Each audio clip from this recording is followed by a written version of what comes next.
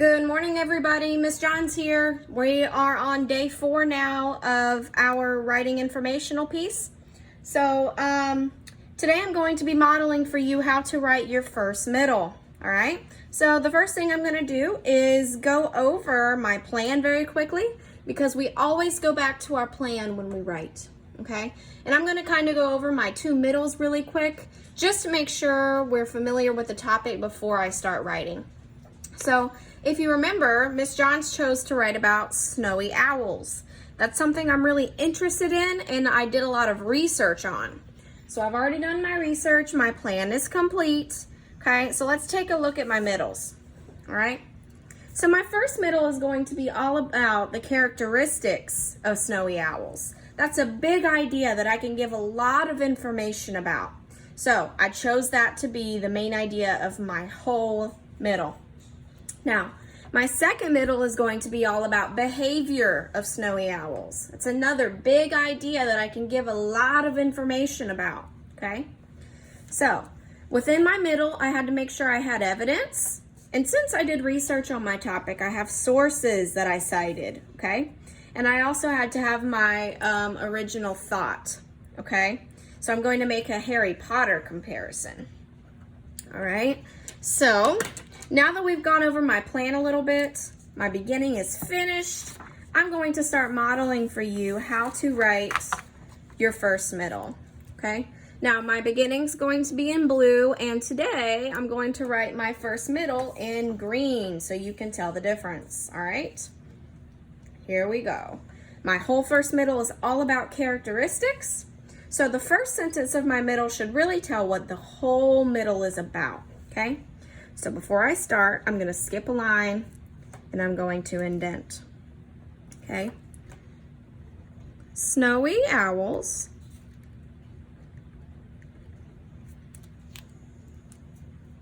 have various characteristics.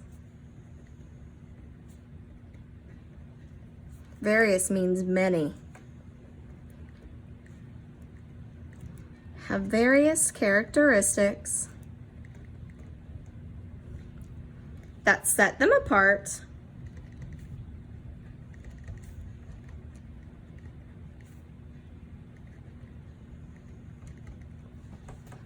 from other owls.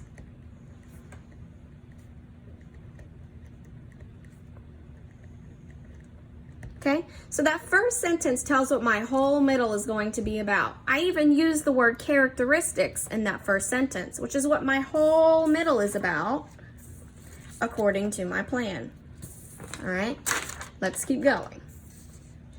Okay, so I think the first thing I'm going to talk about is how snowy owls are a bright white. Okay, that's usually how you know if an owl is a snowy owl or not. Okay, so first, comma, that's an opener phrase.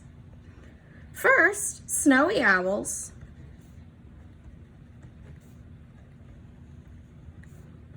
are a brilliant white in color.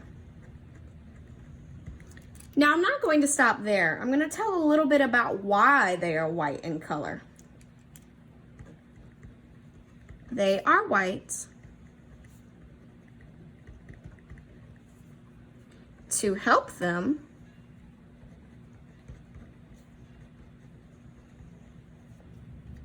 blend in with the snow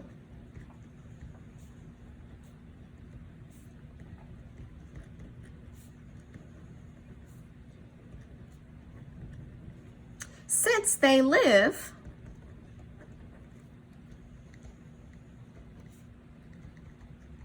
in cold, frigid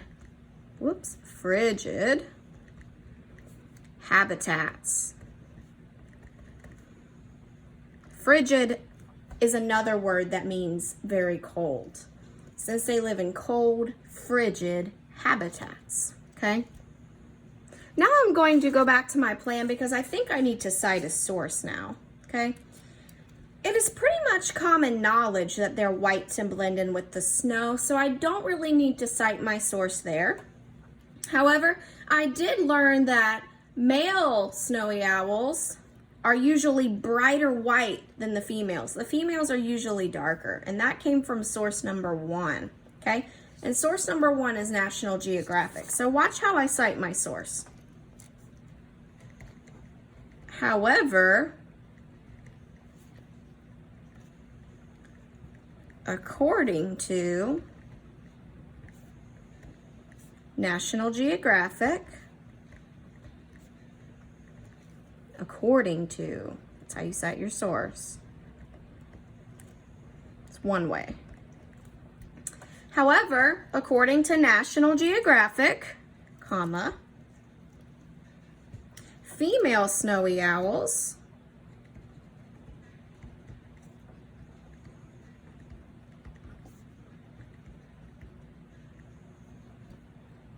are darker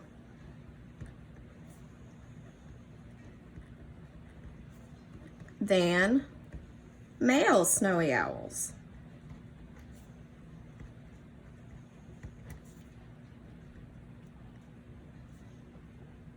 The males are usually brighter white.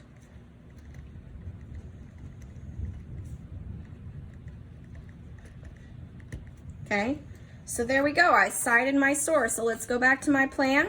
We can check off. I've already talked about how they are white to blend in with the snow. And I talked about how the females are usually darker than males. So I know I still need to use information about their weight and how big they get or their wingspan, okay? Also, I can't forget my original thought, all right? And actually, I think I'm going to go ahead and use my original thought because I think it'll tie in well to me talking about the color of snowy owls. Remember, it is okay to use original thought in the middle of your middle. It does not always have to be at the end. So keep that in mind, okay? So I'm going to make a Harry Potter reference. Don't know if I have any Harry Potter fans here. All right, let's see. Let's use my original thought. How can I start this off? In the Harry Potter movie series,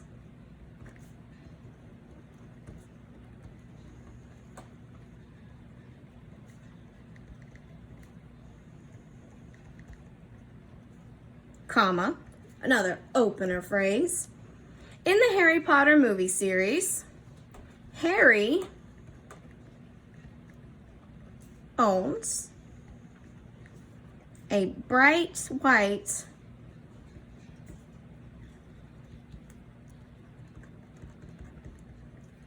snowy owl named Hedwig.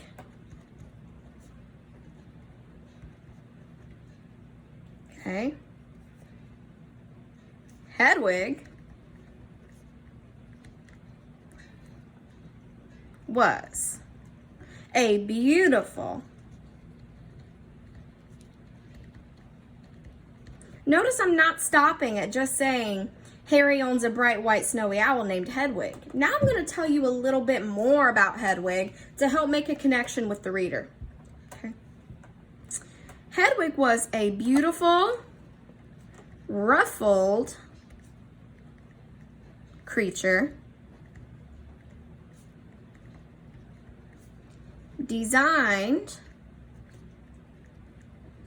to blend in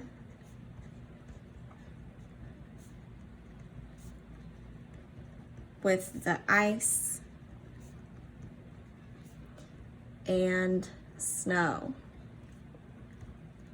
So I'm making that connection back to the color of snowy owls, okay? So I used my original thought. Let's check that off. Now I just need to tell about their weight, how tall they are, and their wingspan, okay? So let's say, I'm going to a different idea now, so I'm going to use a transition. So I'm going to say, in addition,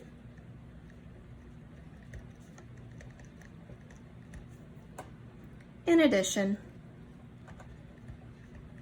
when you think of owls,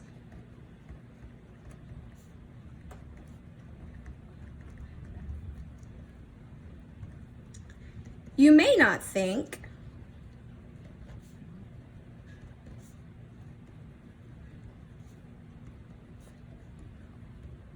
that these beautiful creatures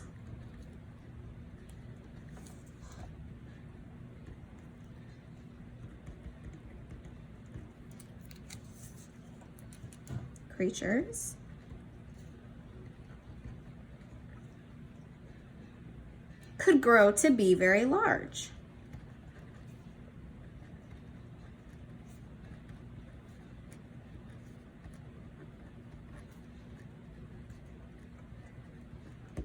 Okay, so now I'm going to give some facts about the snowy owl that I learned from my research. So some may think they may not be very large, however, okay, so the snowy owl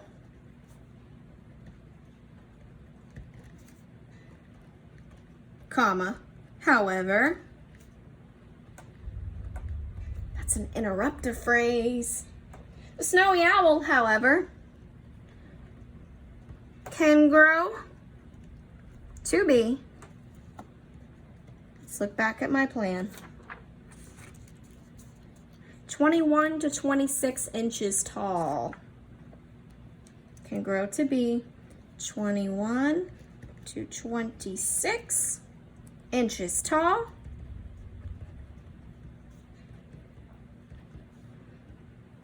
And have a wingspan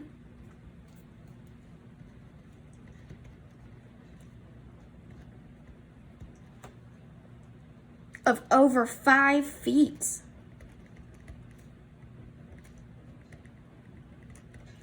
Now, I found that information from my research, so I need to make sure I cite my source. That's not really common knowledge, okay? It's kind of an interesting fact, so I need to make sure I cite my source, okay?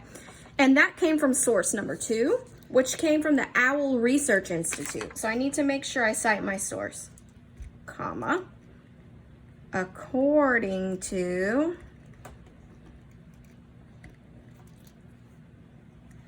the Owl Research Institute. Okay. How can I say a little bit more about this? So I know their wingspan is over 5 feet, so maybe I can compare that to myself, okay? Miss Johns is about 5 feet 3 inches, so their wingspan is almost as long as me, okay? So I'm going to say 5 feet, I'm going to go to my second page now, 5 feet is almost as tall as me. Okay? So I think that's going to kind of wrap up my middle. So now I need to kind of have a closing sentence to bring it all together. Okay? So kind of bring it back to how I'm discussing the characteristics of snowy owls. So let's kind of have a sentence at the end of our middle to bring it all together. Snowy owls are large, dominant birds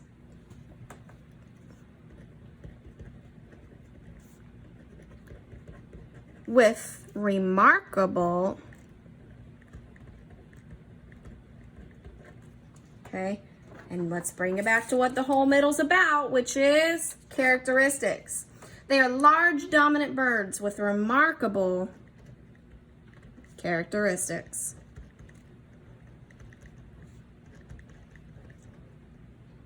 Okay, so boys and girls, that kind of brings my whole middle together.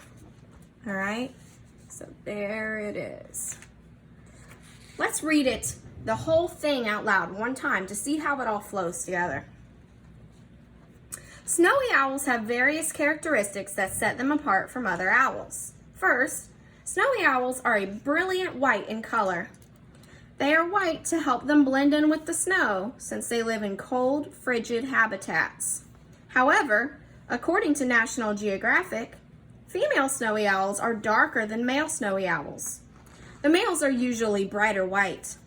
In the Harry Potter movie series, Harry owns a bright white snowy owl named Hedwig.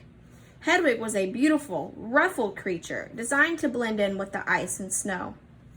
In addition, when you think of owls, you